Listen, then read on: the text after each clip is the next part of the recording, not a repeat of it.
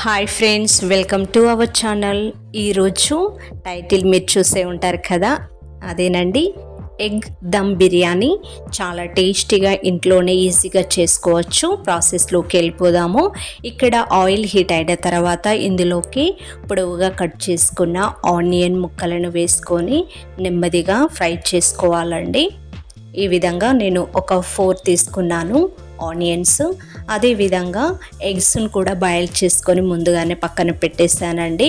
ఈ విధంగా golden brown కలర్లోకి వచ్చిందంటే మనకు సరిపోతుంది. పక్కన తీసేసుకొని దీనిలోనే కొద్దిగా రిమైనింగ్ ఆయిల్ ఉంచుకొని 1/2 స్పూను సాల్ట్, 1/2 స్పూను పసుపు, అదేవిధంగా కసూరి మెంతి, కొద్దిగా కారం కూడా ఒక 1 స్పూన్ వరకు వేశాను.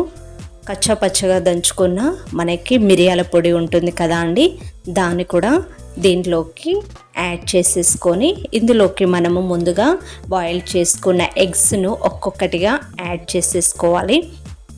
వీటిని అన్నిటినీ ఈ ఆయిల్లో బాగా ఫ్రై చేసుకోవాలండి. మనకి ఎక్స్ట్రా టేస్ట్ అనేది ఉంటుంది. సో అదే విధంగా మనము బాస్మతి రైస్ను కూడా కుక్ చేద్దామండి. దానికి ఒక గిన్నె తీసుకొని అందులో వాటర్ హీట్ అయిన తర్వాత 2 టేబుల్ స్పూన్ వరకు నెయ్యిని, అదేవిధంగా బగారా ఆకులు ఒక 2 వేసాను, లవంగాలు ఒక 4, మరాఠీ మొగ్గ, దాంతోపాటు మిరియాలు ఒక 5-6 వరకు తీసుకున్నాను, ఇలాచి, దాల్చిన చెక్క 2 వరకు తీసుకొని ఈ విధంగా వాటర్ బాయిల్ అయిన తర్వాత ముందుగా నానబెట్టుకున్న బాస్మతి రైస్ నేను ఒక 1 అవర్ బిఫోరే నేను నానబెట్టానండి. ఈ విధంగా ఇందులోకి ట్రాన్స్ఫర్ చేసుకున్నామంటే మనకి ఈజీగా కుక్ అవుతుంది. అదేవిధంగా మనకి టమాటా 2 తీసుకొని పేస్ట్ చేసుకొని పక్కన పెట్టేసుకోవాలి. ఒక మందపాటి గిన్నెను తీసుకొని ఇందులోకి ఒక 4 టేబుల్ స్పూన్ వరకు నేను ఆయిల్ని యాడ్ చేస్తున్నాను. ఇందులోకి మనము గరం మసాలా అనేది యాడ్ చేసేసుకుందాము. మిరియాలు, మరాఠీ మొగ్గ, ఇలాచి, దాల్చిన చెక్క, స్టారు, లవంగాలు, అదేవిధంగా బిర్యానీ ఆకును కూడా యాడ్ చేశానండి.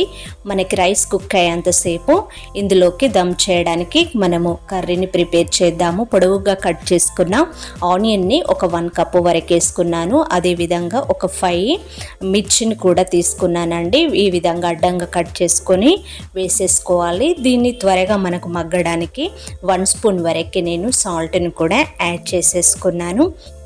వీటిని అన్నిటినీ ఆయిల్లో వేపుకోవాలి. చాలా ఈజీ ప్రాసెస్ అండి. మనం ముందుగా అన్ని కట్ చేసుకొని పక్కన పెట్టుకున్నామంటే ఈజీగా అయిపోతుంది. ఖచ్చితంగా ఈ రెసిపీని ట్రై చేయండి. మీ ఫ్యామిలీ మెంబర్స్ కూడా సెండ్ చేయడం మర్చిపోకండి. అదేవిధంగా 1/2 స్పూను జీలకర్ర పౌడర్ ఉంటుంది కదా, దాన్ని 1/2 స్పూన్ వరకు పసుపుని కూడా యాడ్ చేస్తున్నాను. మనము ఎక్కువ యాడ్ చేయాల్సిన అవసరం లేదు, పసుపు కొద్దిగా వేస్తే సరిపోతుందండి. దీన్ని కూడా మనము ఆయిల్లో కలిపేసేసుకోవాలి. ఈ విధంగా అయిన తర్వాత ఇందులోకి 1 స్పూన్ వరకు నేను అల్లాన్ని కూడా యాడ్ చేస్తున్నాను. పచ్చి వాసన పోయేంత వరకు దీన్ని కూడా బాగా కలుపుకోవాలి.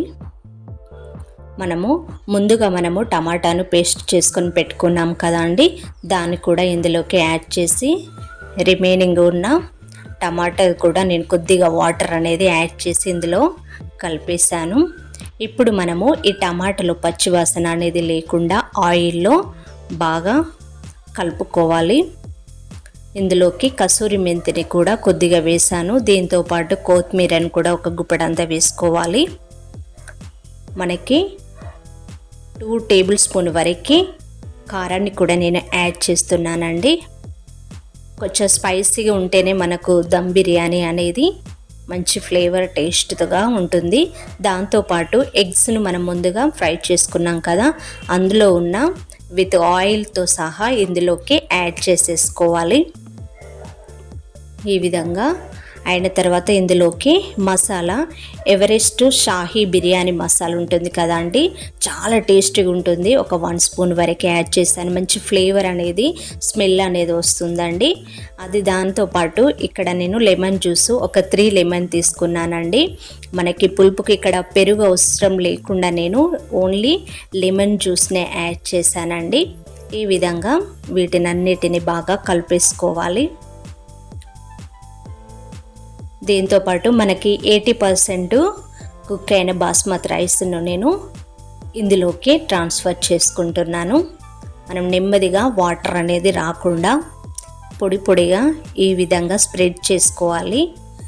మనకి హెయిర్ అనేది లీక్ కాకుండా దీనిపైన పూర్తిగా మనము ఎక్కువ లేయర్స్ అనేది వేయకుండా డైరెక్ట్ మనము ఈ కర్రీ పైననే రైస్ అనేది పూర్తిగా మనము అప్లై చేసుకోవాలి. ఫ్రై చేసుకున్న ఆనియన్ ఉన్నాయి కదా, వీటిని కూడా మనము ఫైనల్గా వేసేసుకోవాలి. ఒకవేళ డ్రై ఫ్రూట్స్ ఉంటే మట్టుకు వాటిని కూడా మనము నెయ్యిలో వేంపుకొని వేసుకోవాలి. నేను మట్టుకు కొద్దిగా వేసానండి, ఉంటే వేయచ్చు, లేదు అంటే లేదు. పాటు కుంకుమ పువ్వు ఉంటుంది కదా అండి, ఆ వాటర్ని నేను ఇక్కడ యాడ్ చేస్తున్నాను. లేదు అంటే ఫుడ్ కలర్ని కూడా మనము యాడ్ చేసేసుకోవచ్చు. ఫైనల్గా మనము దీనిపైన నెయ్యిని కూడా మనము వేసుకోవాలండి. 2 టేబుల్ స్పూన్ వరకు వేసాను. ఈ విధంగా వేయడం వల్ల మనకి రైస్ అనేది విరగకుండా పుల్లలుగా మంచి టేస్టీగా నెయ్యితో ఉంటుందండి. ఈ విధంగా దమ్ చేసి మనము దీనిపైన వెయిట్ అనేది పెట్టామంటే ఈజీగా దమ్ అయిపోతుంది. ఒక 10-15 మినిట్స్ తర్వాత మనకి పర్ఫెక్ట్ మెథడ్తో మనకి ఎగ్ దమ్ బిర్యానీ అనేది రెడీ అయిపోయింది. ఖచ్చితంగా ఈ రెసిపీని మీరు ట్రై చేయండి. దీనిలోకి మనము వేరే కర్రీ అనేది సపరేట్ చేయాల్సిన అవసరం లేదండి, స్పైస్తోనే సరిపోతుంది. పెరుగుంటే చాలు. ఇక థ్యాంక్ యూ ఫర్ వాచింగ్.